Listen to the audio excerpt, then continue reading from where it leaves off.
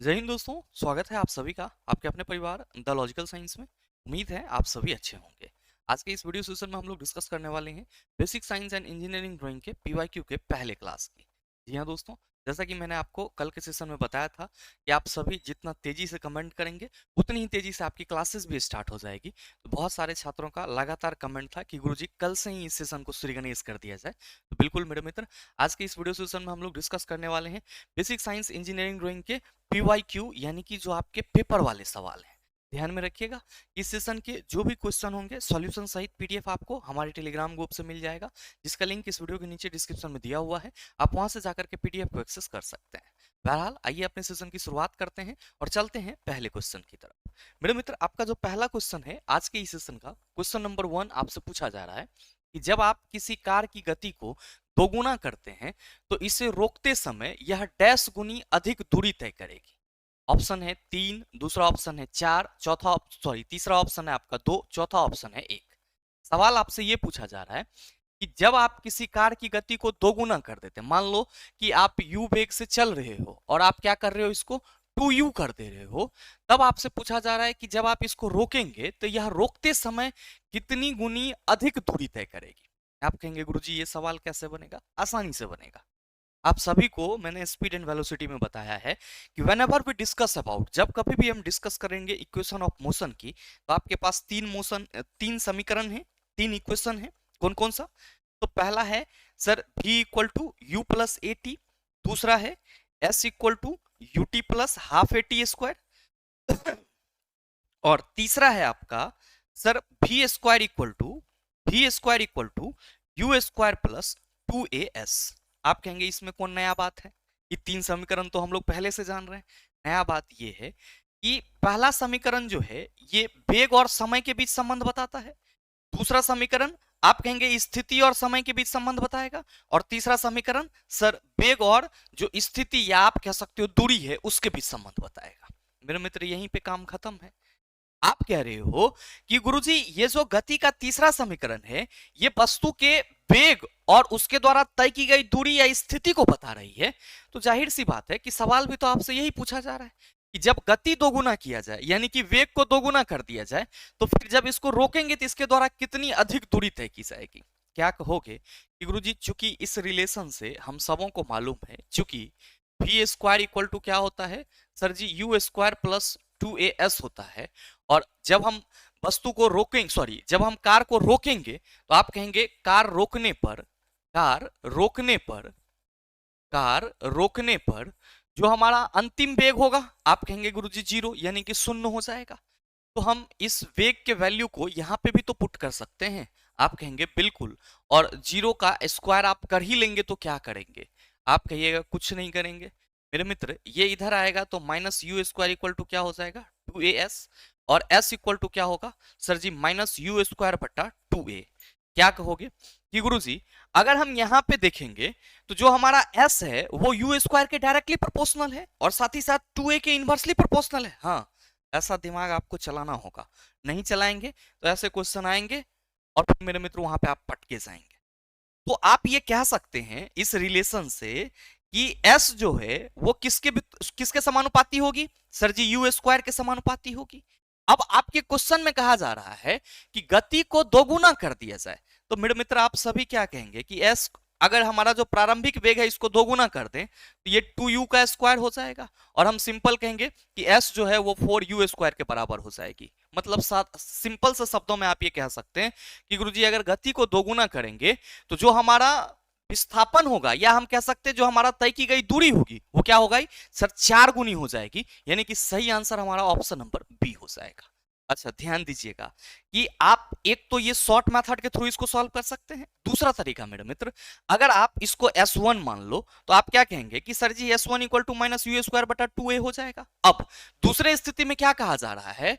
दूसरे स्थिति में कहा जा रहा है कि वेग आपका दोगुना हो जा रहा है, तो मेरे मित्र जो आपका s2 होगा उस स्थिति में आप क्या कहोगे कि गुरुजी प्रारंभिक वेग का दोगुना होगा, तो माइनस आप क्या कहेंगे यू स्क्वायर है तो 2u का होल स्क्वायर, अब बटा क्या हो जाएगा 2a, s2 इक्वल टू क्या हो जाएगा माइनस 4u स्क्वायर बटा 2a, और s1 बटा s2 कर लो, चला s1 कितना है माइनस यू स्क्वायर बटा 2a, S2 तो आप कहेंगे 2a बटा माइनस 4u²। ये 2a और ये 2a कैंसिल, और ये u² और u² कैंसिल, ये माइनस और माइनस कैंसिल। S1 बटा S2 इक्वल टू 1 बटा 4, और S2 इक्वल टू क्या हो जाएगा 4s1। S2 equal to 4s1। तो आप ऐसे सॉल्व करो या ऐसे सॉल्व करो, प्रत्येक स्थिति में आप क्या कहेंगे कि गुरुजी जब हम किसी कार के गति को क्या करेंगे, दोगुना करेंगे, तो रोकते समय हमें 4 गुनी अधिक दूरी तय करनी पड़ेगी। नेक्स्ट सवाल, क्वेश्चन नंबर 2 आपसे पूछा जा रहा है कि एक पिंड अपनी विरामावस्था x 0 मीटर से चलना शुरू करता है और x अक्ष के समदिश 3 मीटर पर सेकंड स्क्वायर के नियत त्वरण के साथ चलता है। इस यात्रा के दौरान x इक्वल टू 13.5 मीटर से x इक्वल टू 54 मीटर के बीच इसका औसत वेग कितना होगा। चला औसत वेग इक्वल टू फॉर्मूला क्या होता है, तो आप सभी कहेंगे गुरुजी VAB इक्वल टू हम लोग V1 प्लस V2 बटा 2 कहते हैं, या अगर प्रारंभिक वेग और अंतिम वेग दिया हुआ रहता तो u प्लस V/2 हो जाता। अब ध्यान दीजिएगा कि आपके क्वेश्चन में जो डाटा दिया हुआ है उसमें कहा जा रहा है कि पिंड अपनी विरामावस्था से चलती है, तो मेरे मित्र u इक्वल टू कितना हो जाएगा, आप कहेंगे 0। अब x अक्ष के समदिश 3 मीटर पर सेकंड स्क्वायर के नियत त्वरण के साथ चलता है, तो ये हमारा कितना हो जाएगा, आप कहेंगे 3 मीटर पर सेकंड स्क्वायर। और इस यात्रा के दौरान x इक्वल टू 13.5 मीटर से x इक्वल टू 54 मीटर के बीच इसका औसत वेग क्या होगा।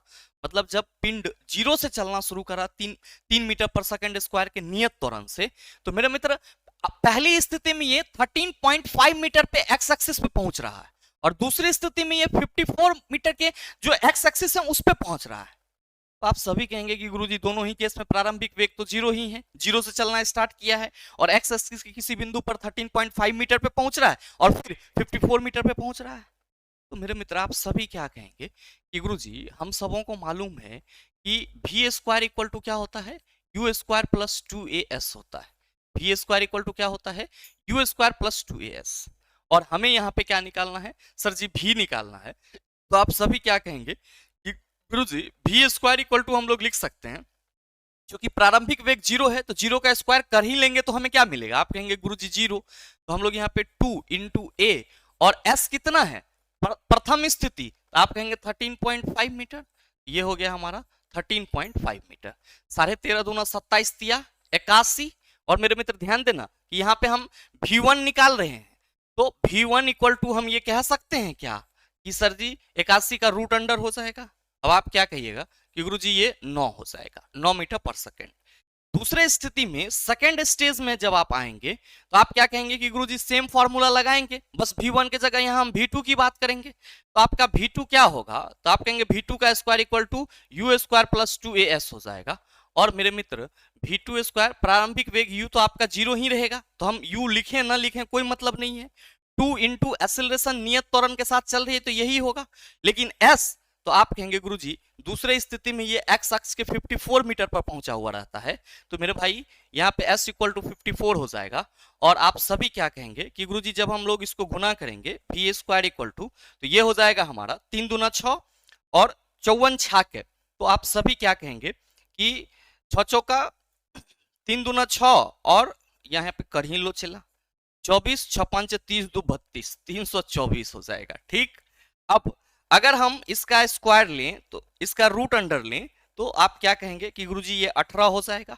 तो v1 आपको 9 आया और v2 आपको 18 आया, और औसत वेग पूछा जा रहा है, तो आप सभी कहेंगे गुरुजी 18 यानी कि 9 प्लस 18 बटा 2 इक्वल टू हो जाएगा 27 बटा 2, और ये कितना हो जाएगा, आप कहेंगे 13.5।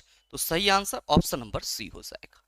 कुछ नहीं था सवाल में, बस आपको यह समझना था कि जो औसत वेग होता है वो क्या होता है, तो आप कहेंगे v1 प्लस v2। अब चूंकि पिंड अपनी विरामावस्था से चल रही है और x अक्ष के समदिश ये 3 मीटर पर सेकंड स्क्वायर के नियत त्वरण से चल रही है, तो जाहिर सी बात है कि सर x के किसी बिंदु पर ये 13.5 मीटर पे होगा और उसी x के किसी बिंदु पर ये 54 मीटर पे होगा। तो दो अलग अलग जो दूरी है उस हिसाब से अगर हम लोग प्रत्येक स्थिति में वेग देखेंगे तो आप कहेंगे गुरुजी v1 हमारा 9 मीटर पर सेकंड निकल के आएगा और v2 हमारा 18 मीटर पर सेकंड निकल के आएगा, और जब हम लोग औसत वेग निकालेंगे तो ये कितना हो जाएगा, आप कहेंगे 13.5 मीटर पर सेकंड। नेक्स्ट सवाल, क्वेश्चन नंबर 3 बहुत ही सरल सा सवाल कि 77 डिग्री फ़ारेनहाइट निम्नलिखित में से किसके बराबर होता है। कहेंगे कि गुरुजी c/5 इक्वल टू f-32/9 होता है। ये फॉर्मूला किसके लिए? तो डिग्री सेल्सियस से फ़ारेनहाइट में जाने के लिए या फ़ारेनहाइट से डिग्री सेल्सियस में आने के लिए।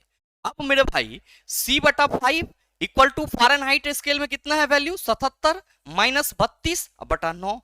अब ध्यान देना कि c/5 इक्वल टू 7 में से 2 जाएगा, आप कहेंगे 5 बचेगा, 7 में से 3 जाएगा, 4 बचेगा, 9 पचे 45, 9 पचे 45 और आप सभी क्या कहेंगे कि गुरुजी c इक्वल टू हो जाएगा हमारा 25, तो आप कहिएगा 25 डिग्री सेल्सियस। तो right answer of this question is option number B. सही आंसर क्या होगा? ऑप्शन नंबर बी हो जाएगा।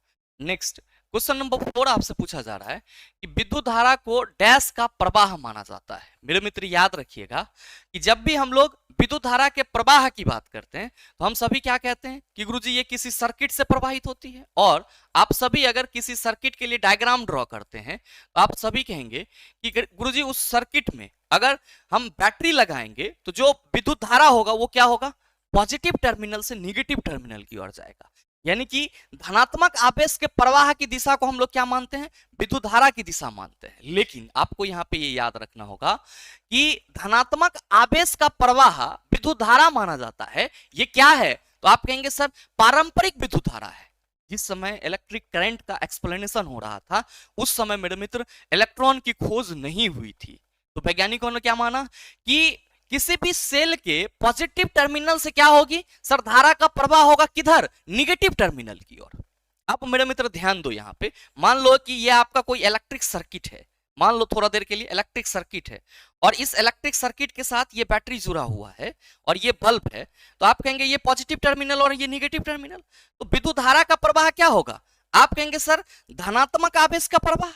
अब अगर इलेक्ट्रॉन के प्रवाह की बात करेंगे तो आप सभी क्या कहेंगे कि गुरुजी इलेक्ट्रॉन का प्रवाह विद्युत धारा के प्रवाह का विपरीत होगा। और इसीलिए हम लोग क्या कहते हैं कि परंपरागत रूप से विद्युत धारा के प्रवाह की दिशा धनात्मक आवेश के प्रवाह की दिशा होती है या धनात्मक आवेश के प्रवाह की दिशा होती है, जो कि वास्तविक इलेक्ट्रॉन के प्रवाह का क्या होता है सर? विपरीत दिशा में होता है। वास्तविक इलेक्ट्रॉन के प्रवाह के विपरीत दिशा में होता है। तो आपसे अगर ये सवाल पूछ लिया जाए कि इलेक्ट्रॉन का प्रवाह, तो आप कहेंगे सर धारा के प्रवाह के विपरीत दिशा में होता है। आपके मन में आ रहा होगा कि गुरुजी ये डाइइलेक्ट्रिक क्या है? तो आप सभी याद रखना कि पदार्थों के ध्रुवन से संबंधित है। किससे संबंधित है? ध्रुवन से संबंधित है। बाद बाकी ऋणात्मक आवेश और चुंबकीय टुकड़ा तो आप सभी समझ रहे होंगे। क्वेश्चन नंबर 5 आपसे पूछा जा रहा है कि विद्युत प्रतिरोधकता की एसआई इकाई है। बताओ ना बनेगा सवाल, क्या कहोगे कि गुरुजी विद्युत प्रतिरोधकता की बात की जा रही है और हम सबों को मालूम है इसको रो से रिप्रेजेंट करते हैं। फॉर्मूला RA/L होता है। और याद रखेंगे ये केवल और केवल पदार्थ की प्रकृति और तापमान पर डिपेंड करता है और अन्य किसी भी चीज पर निर्भर नहीं करता है। Now the point is that sir इसका यूनिट क्या होगा? तो प्रतिरोध के लिए हम लोग ओम लेते हैं और एरिया के लिए मीटर स्क्वायर और जो लंबाई है उसको हम लोग सर मीटर में रिप्रेजेंट करेंगे। तो ये मीटर और ये स्क्वायर कैंसिल। आप क्या कहेंगे कि गुरुजी जो रो है यानी कि प्रतिरोधकता है इसकी एसआई यूनिट ओम मीटर हो जाएगी। तो सही आंसर आपका ऑप्शन नंबर बी हो जाएगा। याद रखेंगे वोल्ट पर मीटर यहां पे बात करी जा रही है। तो अगर आपसे पूछ लिया जाए कि विद्युत क्षेत्र तीव्रता का यूनिट क्या होता है, तो आप सभी क्या कहेंगे गुरुजी वोल्ट पर मीटर होता है।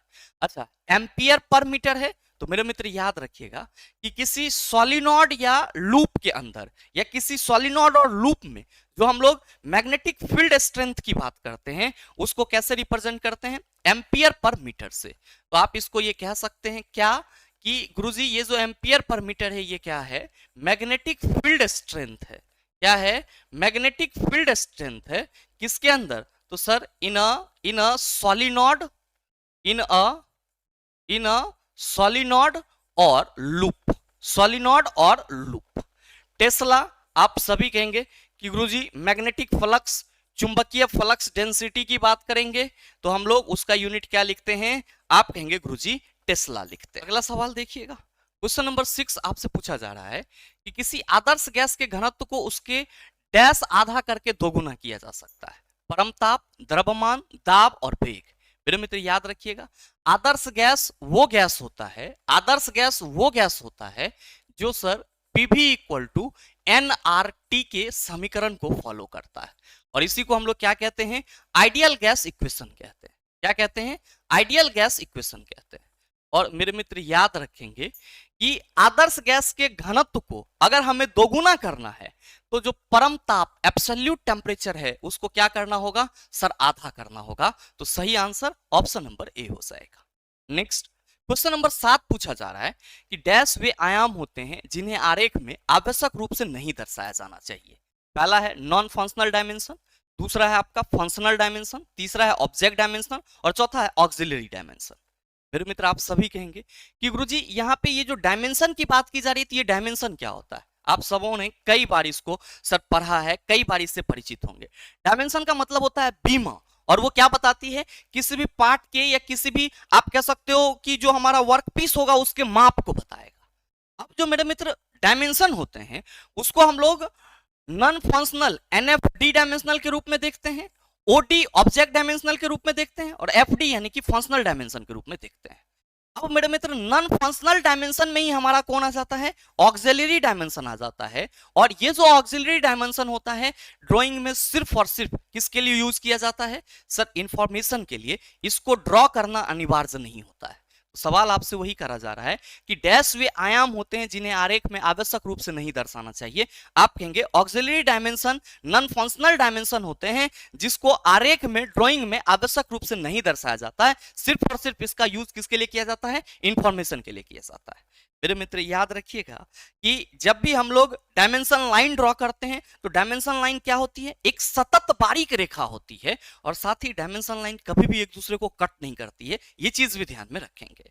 नेक्स्ट क्वेश्चन नंबर 8 आपसे पूछा जा रहा है कि किसी आइसोमेट्रिक व्यू का उपयोग करते समय आप अपने आरेखों 3 अर्कों पर रेखांकित करते हैं जो एक दूसरे से डैश के कोण पर स्थित होती है। मेरे मित्र आइसोमेट्रिक व्यू की बात की जा रही है और कहा जा रहा है कि जब आप आइसोमेट्रिक व्यू का उपयोग करते समय अपने आरेखों को 3 अर्कों पर रेखांकित करते हैं तो एक दूसरे से डैश के कोण पर स्थित होते हैं। मेरे मित्र याद रखिएगा कि यहाँ पे व्यू का मतलब क्या हुआ कि किसी भी चीज को हम कैसे देख रहे हैं। जैसे सिंपल, आप हमको देख रहे हैं तो आप हमको व्यू कर रहे हैं। अब मेरे मित्र आप किसी भी ऑब्जेक्ट को देखते हैं तो आप उसके टॉप को देखेंगे, साइड को देखेंगे।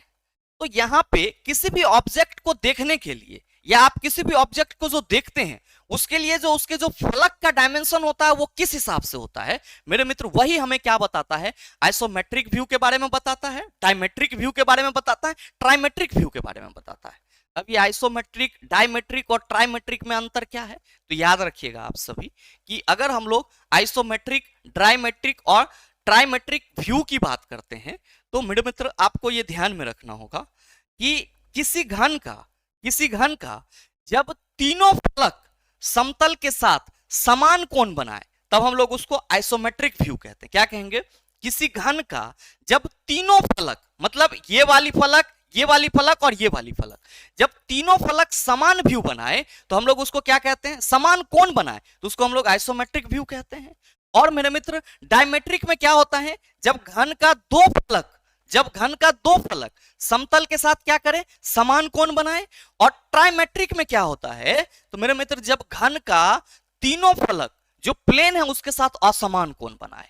तो ध्यान देना कि आइसोमेट्रिक व्यू में जो आपका तीनों फलक है वो प्लेन के साथ समान कोण बनाएगा तो कितना का, 120 डिग्री का। कितना का, 120 डिग्री का। और डायमेट्रिक व्यू में जब आप किसी घन को देखेंगे तो उसके दो फलक क्या होंगे सर, समान कोण बनाएंगे और जो समान कोण होगा वो कितना होगा, 110 डिग्री का होगा। और मेरे मित्र ट्राइमेट्रिक में आप क्या पाएंगे कि सर घन के जो तीनों फलक हैं वो असमान कोण बना रहे हैं जो कि 110, 130 और 120 डिग्री के एंगल में होगा।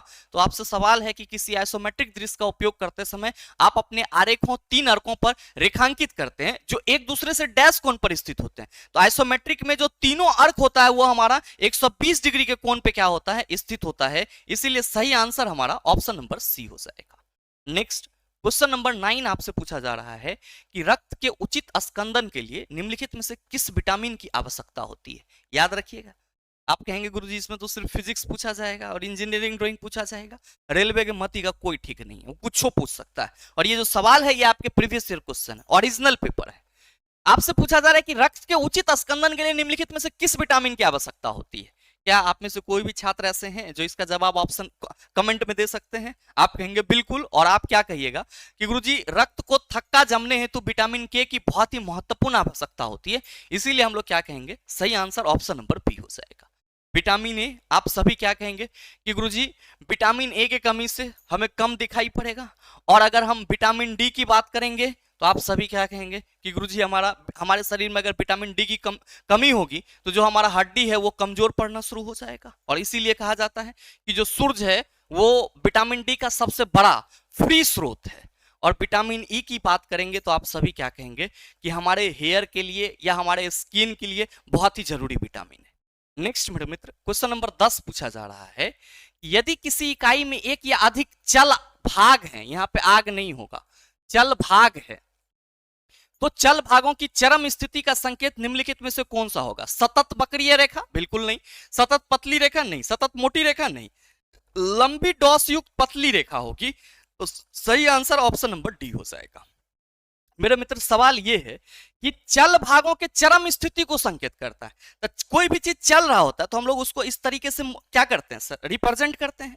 तो लंबे डैश युक्त दोगुने डॉट वाली पतली जो रेखा होगी वो क्या करेगी, तो सर किसी भी इकाई के एक या अधिक जो चल भाग होंगे या आप कह सकते हो जो चल भाग होंगे उसकी स्थिति के जो संकेत होंगे उसका वर्णन करेगा। नेक्स्ट क्वेश्चन नंबर 11 आपसे पूछा जा रहा है कि निम्नलिखित में से उस पदार्थ की पहचान करें जिसकी विशिष्ट ऊष्माधारिता उच्चतम होती है। विशिष्ट ऊष्माधारिता स्पेसिफिक हीट कैपेसिटी क्या हुआ?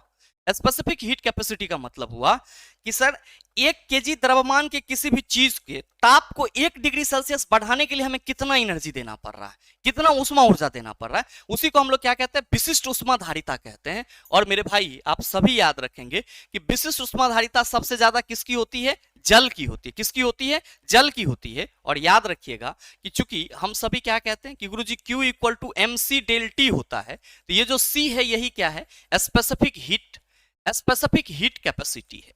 स्पेसिफिक हीट कैपेसिटी है। और हम लोग क्या कहते हैं कि सर किसी भी पदार्थ के 1 केजी द्रव्यमान को 1 डिग्री सेल्सियस अगर ताप बढ़ाना है तो उसके लिए जितनी आवश्यक ऊष्मा की जरूरत होगी वो क्या कहलाएगी सर? स्पेसिफिक हीट कैपेसिटी कहलाएगी। नेक्स्ट क्वेश्चन नंबर 12 आपसे पूछा जा रहा है कि धातु के एक समान चालक का प्रतिरोध होता है, इसकी लंबाई के व्युत्क्रमानुपाती, इसके क्षेत्रफल के व्युत्क्रमानुपाती, इसके क्षेत्रफल के अनुक्रमानुपाती, इसकी वैद्युत प्रतिरोधकता के व्युत्क्रमानुपाती।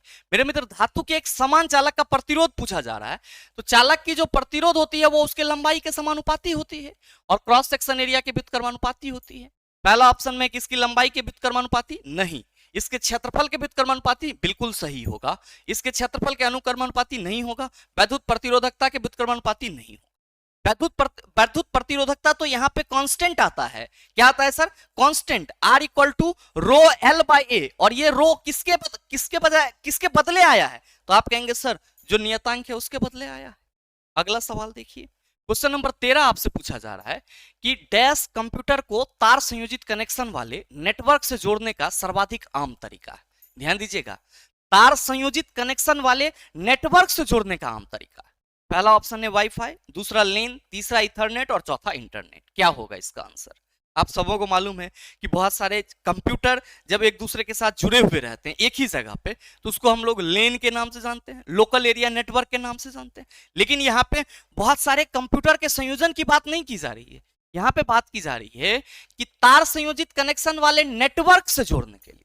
तो मेरे मित्र आप सभी ये ध्यान रखिएगा कि जब भी हम बहुत सारे कंप्यूटर को किसी नेटवर्क के माध्यम से या जो उसको नेटवर्क के थ्रू इंटरनेट देते हैं या आप कह सकते हो कि तार के थ्रू हम कनेक्ट करते हैं तो इस प्रक्रिया को हम लोग इथरनेट बोलते हैं। क्या बोलते हैं? इथरनेट।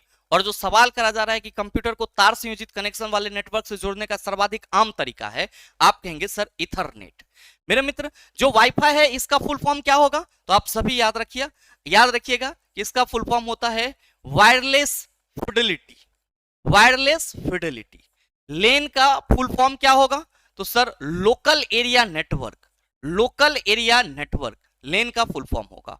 और इंटरनेट तो आप सभी क्या कहेंगे? Interconnected connection. अगला सवाल क्वेश्चन नंबर 14 पूछा जा रहा है कि डैश उत्तोलक को बिंब पकड़ने के लिए बियरिंग या अन्य उपकरण की आवश्यकता होती है। मेरे मित्र उत्तोलक एक साधारण मशीन है जिसमें 3 पॉइंट आपको मिलते हैं। कैसे 3 पॉइंट? कौन कौन से हैं? तो सर एक होता है हमारा आलंब फलक्रम जिसको बोलते हैं, दूसरा यहाँ पे लोड होता है, लोड, और तीसरा आपका यहाँ पे क्या होता है, एफर्ट होता है। और मेरे मित्र इसी तीन बिंदु के अलग अलग स्थिति के आधार पर हम लोग उत्तोलक को क्या करते हैं, तीन श्रेणी में डिवाइड करते हैं, first class lever, second class lever और थर्ड क्लास लीवर। याद रखिएगा कि जब भी हम किसी तृतीय श्रेणी उत्तोलक की बात करते हैं, किसकी, तृतीय श्रेणी उत्तोलक की बात करते हैं, तो मेरे मित्र तृतीय श्रेणी उत्तोलक का अगर आप एग्जांपल देखेंगे तो क्या होगा, चिमटा हो जाएगा। और चिमटा में आप क्या देख रहे हैं कि एफर्ट हमें यहां लगाना पड़ रहा है, एफर्ट हमें यहां लगाना पड़ रहा है, तो जाहिर सी बात है कि ये वाला पॉइंट क्या होगा, आप कहेंगे फलक्रम बिंदु, और लोड हमारा यहां पे होगा। मैंने क्या बताया कि उत्तोलक में जो ये तीन बिंदु हैं, फलक्रम, लोड और एफर्ट, इस तीनों के अलग अलग स्थिति के आधार पर उत्तोलक को हम तीन कैटेगरी में डिवाइड करते हैं। तो जो आपका प्रथम श्रेणी का उत्तोलक होता है उसमें फलक्रम क्या होता है, सर फलक्रम बीच में होता है, फलक्रम क्या होता है, बीच में होता है। द्वितीय श्रेणी के उत्तोलक में लोड बीच में होता है, लोड को हम यहां एल से रिप्रेजेंट कर रहे हैं। और तृतीय श्रेणी के उत्तोलक में क्या होता है, एफर्ट बीच में होता है। और मेरे मित्र जो तृतीय श्रेणी के उत्तोलक होते हैं, इसके बिंब को पकड़ने के लिए हमें किसकी जरूरत पड़ती है, तो आप सभी याद रखेंगे कि गुरुजी किसी बियरिंग या फिर अन्य उपकरण की जरूरत पड़ती है ताकि ये यहाँ पे लचीला हो। तो जो आपसे सवाल करा जा रहा है उसका सीधा सा आंसर आप कहेंगे गुरुजी तृतीय श्रेणी उत्तोलक हो जाएगा। मेरे मित्र प्रथम श्रेणी उत्तोलक का एग्जाम्पल क्या हो सकता है, तो आप सभी कहेंगे गुरुजी बहुत सारे एग्जाम्पल हैं। जो पिलास है वो प्रथम श्रेणी उत्तोलक का ही एग्जाम्पल है। क्यों, क्योंकि पिलास में जो हमारा फलक्रम है वो बीच में है, किसके बीच में है, तो आप सभी कहेंगे गुरुजी जो लोड है और जो एफर्ट है, पिलास ऐसे ना होगा, चला पिलास ऐसे ना होगा, यहां से ऐसे दबाएंगे, ये फलक्रम, यहाँ लोड और यहाँ एफर्ट। अब ध्यान रखिएगा कि जो एक पहिया ठेला होता है, जो एक पहिया ठेला होता है जिस पे इस तरह से लोड लगा हुआ रहता है, मेरे मित्र आप क्या कहेंगे इसको, सर ये द्वितीय श्रेणी उत्तोलक का उदाहरण हो जाएगा। तो जब भी हम बात करेंगे sir first class, second class और थर्ड क्लास लीवर के वर्गीकरण की, तो हम ये पाएंगे कि फर्स्ट क्लास में फलक्रम बीच में होगा, सेकेंड क्लास लीवर में लोड बीच में होगा और थर्ड क्लास लीवर में एफर्ट बीच में होगा। नेक्स्ट क्वेश्चन नंबर 15 आपसे पूछा जा रहा है कि चंद्रमा पर गुरुत्वीय जनित त्वरण पृथ्वी के गुरुत्वीय जनित त्वरण का 1/6 है, तो पृथ्वी पर 12 न्यूटन भार वाली वस्तु का भार चंद्रमा पर कितना होगा, बताओ ना बनेगा। पृथ्वी पर 12 न्यूटन भार वाली वस्तु का भार चंद्रमा पर पूछा जा रहा है, तो चंद्रमा पर भार क्या होगा, चंद्रमा पे भार आप सभी कहेंगे कि गुरुजी चंद्रमा पर जो भार होगा वो पृथ्वी के भार का 1/6 होगा। पृथ्वी पर भार कितना है, चला 12 न्यूटन, 1/6, 6 दूना 12। चंद्रमा पर भार कितना, आप कहेंगे 2 न्यूटन। तो सही आंसर ऑप्शन नंबर डी हो जाएगा। नेक्स्ट क्वेश्चन नंबर 16 आपसे पूछा जा रहा है कि यदि एक कार 3.2 मीटर पर सेकंड स्क्वायर के त्वरण के साथ चलना शुरू करती है और 20 सेकंड बाद उस कार का वेग ज्ञात कीजिए, यहाँ पे ज्ञात कीजिए लिखा हुआ है, ठीक है। तो क्या कहिएगा आप सभी कि गुरुजी यहाँ पे कार का त्वरण दिया हुआ है 3.2 मीटर पर सेकंड स्क्वायर और टाइम है हमारा 20 सेकंड और हमसे भी पूछा जा रहा है। तो हम सबों को मालूम है कि जब सीधे सीधे यहाँ कार के त्वरण की बात की जा रही है तो जो हमारा कार है वो प्रारंभिक वेग 0 से चलना स्टार्ट किया होगा। तो हम सभी कहेंगे कि गुरुजी v = u + at होता है, v = u + at। अब u हमारा अगर 0 हो जाए, चूंकि u = 0, तो हम क्या कहेंगे कि गुरुजी v = 3 इंटू हमारा क्या हो जाएगा, आप कहेंगे सर अच्छा ये 3.2 है, चला ना 3.2 मीटर पर सेकंड स्क्वायर है, तो ये हमारा v = 3.2 इंटू 20 हो जाएगा। और मेरे मित्र यहां से पॉइंट हटा दो 10, ये 0 कैंसिल, 32 दूना 64। तो जो आपसे सवाल पूछा जा रहा है कि यदि एक कार 3.2 मीटर पर सेकंड स्क्वायर के त्वरण के साथ चलना शुरू करती है तो 20 सेकंड बाद उस कार का वेग मीटर पर सेकंड में ज्ञात कीजिए, आप कहेंगे 20 सेकंड बाद उस कार का वेग 64 मीटर पर सेकंड हो जाएगा। नेक्स्ट सवाल क्वेश्चन नंबर 17 पूछा जा रहा है, निम्नलिखित में से कौन सा तृतीय श्रेणी का उत्तोलक नहीं है। पिन मारने वाला स्टेपनर, क्या देख रहे हो कि पिन मारने वाला स्टेपनर ऐसे ना होता है, उसके मुंह पर दबाते हो, चला तो फलक्रम पीछे और एफर्ट बीच में और लोड आप कहेंगे पिन उसके सिरा से लग रहा होता है। तो भाई मेरे आप क्या देख रहे हो कि स्टेपलर में जो हमारा एफर्ट है वो बीच में लगता है, किसके बीच में, फलक्रम और लोड के बीच में, तो ये थर्ड क्लास लीवर होगा। और एक पहिया का ठेला आप सभी कहेंगे गुरुजी ये सेकेंड क्लास लीवर होगा, अभी आपने बताया है। चिमटा third class liver, hockey stick third class liver, पूछा जा रहा है कि कौन सा थर्ड क्लास लीवर नहीं है, option B third class lever नहीं है। नेक्स्ट क्वेश्चन नंबर 18 पूछा जा रहा है कि एक 100 ग्राम वजन के गेंद को 70 मीटर ऊंचे भवन के शीर्ष पर रखी गई है, गेंद की स्थितिज ऊर्जा क्या होगी? ना बनेगा। क्या कहोगे कि गुरुजी स्थितिज ऊर्जा इक्वल टू हम लोग फॉर्मूला mgh लिखते हैं। बस ध्यान देना कि 100 ग्राम कहा जा रहा है तो भाई मेरे 100 ग्राम को हमें केजी में बदलना होगा, और यहाँ पे ये 100 बटा 1000 गुना जी का वैल्यू 10 लेंगे। h कितना है हमारा 70, ये डबल जीरो इसको कैंसिल करेगा, ये इसको कैंसिल करेगा, और जो हमारा स्थितिज ऊर्जा निकल के आएगा वो कितना? आप कहेंगे 70 जूल। तो सही आंसर ऑप्शन नंबर बी हो जाएगा। नेक्स्ट क्वेश्चन नंबर 19 पूछा जा रहा है, निम्नलिखित में से उस वेरिएबल की पहचान करें जो गैस के व्यवहार के बारे में नहीं बताता है। मेरे मित्र, गैस के व्यवहार के बारे में हमें पता गैसियस लॉ से मिलती है, चार्ल्स लॉ, बॉयल्स लॉ, ये क्या है? आप कहेंगे गैसियस लॉ है। आप पूरे गैसियस लॉ को पढ़ लेंगे, लेकिन कहीं पे भी सर समय के साथ आपको कोई रिलेशन नहीं दिखेगा, भले ही तापमान, दाब और आयतन के साथ रिलेशन दिख जाए। तो क्या कहिएगा कि गुरुजी जो सवाल करा जा रहा है कि निम्नलिखित में से उस वेरिएबल की पहचान करें जो गैस के व्यवहार में नहीं बताता है, तो सर समय जो है वो गैस के व्यवहार को नहीं बताता है। नेक्स्ट क्वेश्चन नंबर 20 पूछा जा रहा है कि किसी विद्युत धारा के सतत एवं बद्ध मार्ग को क्या कहा जाता है। मेरे मित्र ध्यान रखिएगा कि जब भी कोई भी विद्युत धारा किसी सतत या बंद वक्र से गुजरती है तो इसको हम लोग क्या बोलते हैं? सर्किट यानी कि परिपथ बोलते हैं। क्या बोलते हैं? सर्किट यानी कि परिपथ। तो सवाल है कि किसी विद्युत परिपथ के सतत एवं बंद मार्ग को क्या कहा जाता है? आप कहेंगे वैद्युत परिपथ कहा जाता है। अब आगे है चुंबकीय परिपथ। तो मेरे मित्र मैग्नेट के साथ अगर रिलेट होगा तो मैग्नेटिक परिपथ हो जाएगा। लघुपतित शॉर्ट सर्किट ऑफ ओवरलोडिंग, आप क्या कहेंगे कि गुरुजी शॉर्ट सर्किट में लाइव वायर और जो हमारा न्यूट्रल वायर है वो अगर एक दूसरे के संपर्क में आएगा तो संभव है कि जो हमारा सर्किट है वो क्या होगा सर? शॉर्ट कर जाएगा, टूट जाएगा। और जंक्शन आप कहेंगे जहां पे बहुत सारे तार का क्या हो सर? जोड़ हो। और याद रखिएगा अगर कहीं पे तार संधि होती है तो उसको हम लोग कुछ इस तरीके से रिप्रेजेंट करते हैं। नेक्स्ट क्वेश्चन नंबर 21 आपसे पूछा जा रहा है कि यदि हम तृतीय श्रेणी के उत्तोलक में बल भुजा की लंबाई और भार भुजा की लंबाई की तुलना करते हैं तो निम्नलिखित में से कौन सा सही है? चला, तृतीय श्रेणी उत्तोलक का जो मैकेनिकल एडवांटेज, यांत्रिक लाभ होता है वो क्या होता है? 1 से कम होता है। क्यों होता है? क्योंकि जो बल भुजा होती है वो हमेशा भार भुजा की लंबाई से छोटी होती है। आप कहेंगे कैसे? तो मेरे मित्र मान लो हम एक चिमटा का उदाहरण लेते हैं। ये आपका चिमटा है। क्या है? चिमटा। आप क्या कहोगे? आप कहोगे कि गुरुजी ये वाला पॉइंट तो फलक्रम होगा, और मान लो हम यहां पे एफर्ट लगा रहे हैं, तो हमारा जो एफर्ट आर्म है वो यहीं तक होगा। जबकि मेरे मित्र जो हमारा लोड है वो यहां है, तो जो हमारा लोड आर्म होगा वो आप कहेंगे फलक्रम से लोड तक होगी। तो तृतीय श्रेणी के उत्तोलक में जो लोड आर्म होता है वो एफर्ट आर्म से हमेशा बड़ा होता है। तो वही कहा जा रहा है कि यदि हम तृतीय श्रेणी के उत्तोलक में बल भुजा की लंबाई और भार भुजा की लंबाई की तुलना करते हैं तो निम्नलिखित में से कौन सा सही है? बल भुजा की लंबाई हमेशा भार भुजा की लंबाई से अधिक होती है? नहीं, बल भुजा की लंबाई हमेशा भार भुजा की लंबाई से कम होती है। बल भुजा की लंबाई हमेशा भार भुजा की लंबाई से कम होती है, बिल्कुल सही है। बल भुजा की लंबाई भार भुजा की लंबाई से अधिक या उसके बराबर या उससे कम हो सकती है? नहीं होगा सर, ये भी नहीं होगा। याद रखिएगा सिर्फ और सिर्फ फर्स्ट क्लास लीवर का मैकेनिकल एडवांटेज 1 हो सकता है, यानी कि 1 के बराबर हो सकता है, 1 से छोटा हो सकता है, 1 से ज्यादा हो सकता है। जबकि सेकंड क्लास लीवर का मैकेनिकल एडवांटेज आपको हमेशा 1 से ज्यादा देखने को मिलेगा। नेक्स्ट क्वेश्चन नंबर 22 पूछा जा रहा है कि वह भौतिक स्थान जहां कंप्यूटर जानकारी संग्रहित करता है। क्या कहोगे गुरुजी? हार्ड डिस्क में कंप्यूटर जो है वो जानकारी संग्रहित करता है, और अब हार्ड डिस्क के बजाय क्या लगने लगा है सर? एसएसडी। क्या लगने लगा है? एसएसडी। तो ये भी आप ध्यान में रखेंगे।